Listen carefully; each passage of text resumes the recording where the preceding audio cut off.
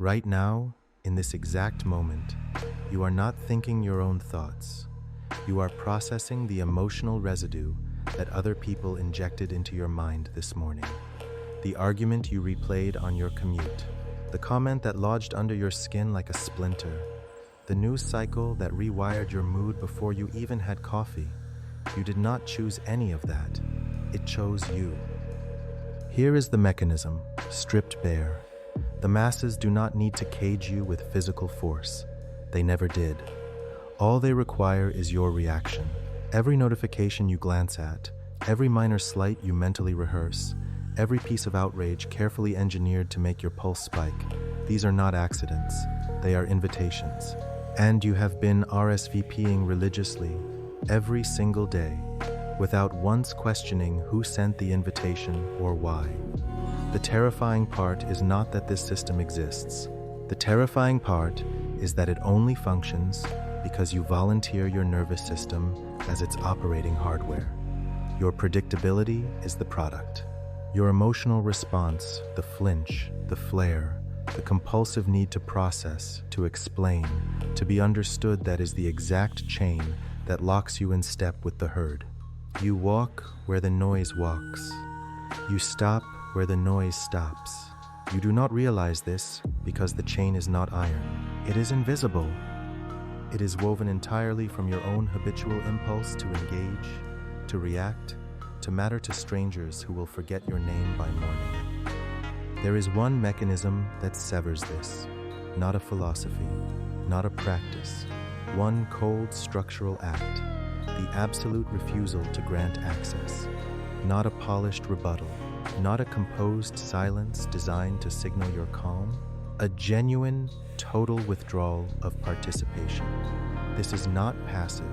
This is the most aggressive thing a controlled mind can do, to look at the machinery of social expectation and simply not feed it. No electricity, no signal, nothing. The system requires your engagement the same way a fire requires oxygen. Deny it that, and it extinguishes itself without a single argument from you. Imagine you are sitting across the table from someone who has decided, in their own architecture of insecurity, that today is the day they diminish you. Maybe it is a colleague in a Monday morning meeting who subtly undermines your position to the room. Maybe it is the person who texts you at 11 p.m. with a crisis that is, upon any honest inspection, entirely manufactured to keep them at the center of your attention.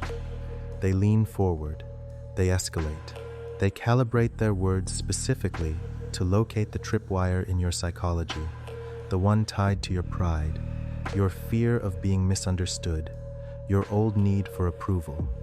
And here is where most men collapse. Not because they are weak in the obvious sense, but because they are still operating on the belief that the right response, delivered with enough precision and clarity, will finally close the loop. They believe resolution is possible if they can just find the correct words. So, they engage, they explain, they defend, and the moment they do, they have already lost. Because engagement is not a weapon in this exchange. Engagement is the surrender. You just handed them your nervous system on a plate and told them where to press. The refusal is different. It does not look dramatic. It does not announce itself. You do not say, "I refuse to engage with this." You simply stop.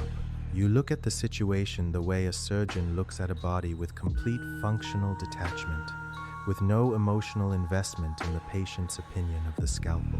The colleague finishes their little theater of undermining. You do not fill the silence. You do not reassure the room. You do not correct the record. You do not offer the dignifying response they are counting on to keep the scene alive.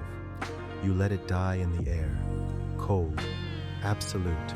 The 11 p.m. text receives no reply until you choose not, until anxiety compels you, but until you decide, on your own timeline, with your own intact attention. The refusal is not cruelty. Cruelty implies emotional investment.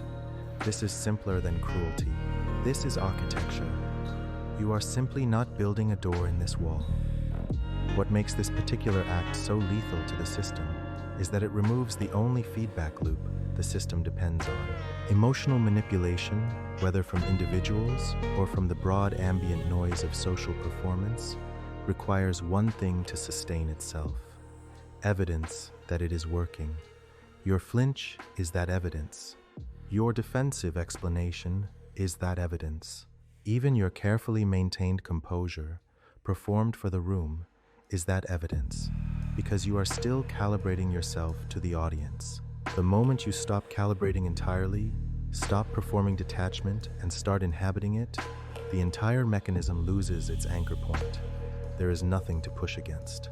The manipulator, the provocateur, the ambient social noise, they all require friction to function.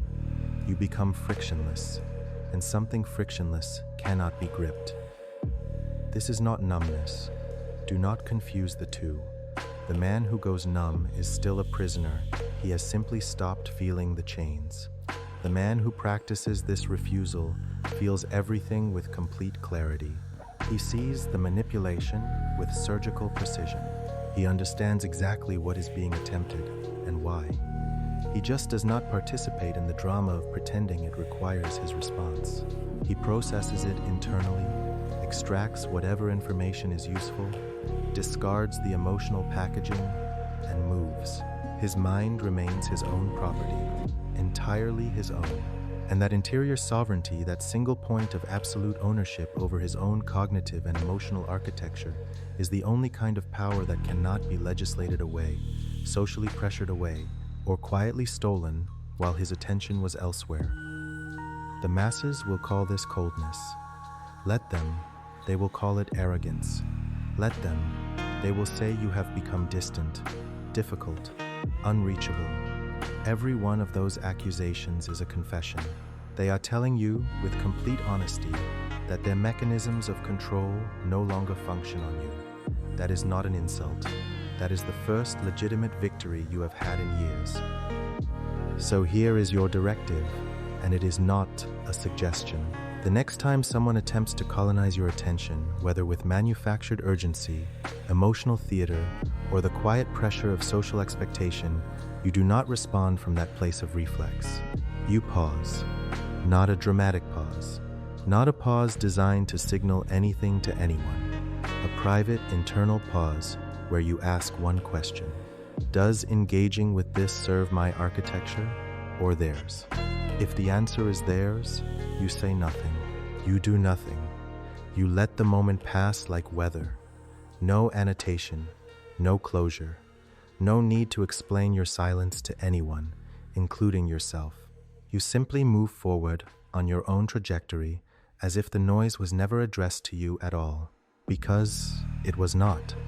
It was addressed to the version of you they assumed still existed, the one that needed their validation to feel real. That version is no longer available. What remains is something quieter and significantly more dangerous. Decide what you are and act accordingly, because the next conversation that finds you will attempt, in its own way, to determine that for you instead.